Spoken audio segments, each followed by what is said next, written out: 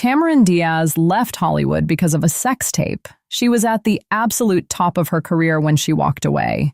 $20 million per film. Box office totals crossing $3 billion. The highest paid actress on the planet.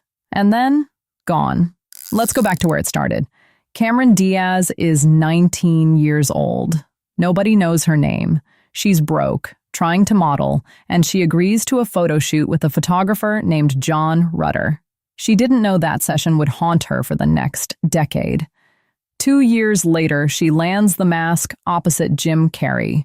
Zero acting experience. Film grosses $350 million. She's a star overnight. Then there's Something About Mary. Charlie's Angels. Shrek. The Holiday. One after another. For 20 straight years, she is untouchable. She's earning $12 million for Charlie's Angels, $17 million for Gangs of New York. She makes history as the first actress ever to pocket a $20 million check for a single film, $160 million in salary in 13 years. Then, in 2003, John Rutter resurfaces. That photographer from 1992? He shows up with the photos and a video from that shoot. And he tells Cameron's team that buyers are willing to pay $5 million for them. He wants her to buy them back. Or else. Cameron refuses to be blackmailed. She goes to the police. Rutter is arrested, charged with extortion, forgery, and attempted grand theft. He goes to trial. Cameron Diaz takes the stand against him. He's convicted. He faces 6 years in prison. She won. But nobody in Hollywood forgets a scandal. And Cameron never forgot what it felt like to be that vulnerable, to have someone hold something over you while the whole industry was watching. Now fast forward to 2014. She's just wrapped 3 films back to back. The Other Woman, Sex Tape. Yes, she literally starred in a film called Sex Tape the same year all this was fresh again in people's minds. And Annie.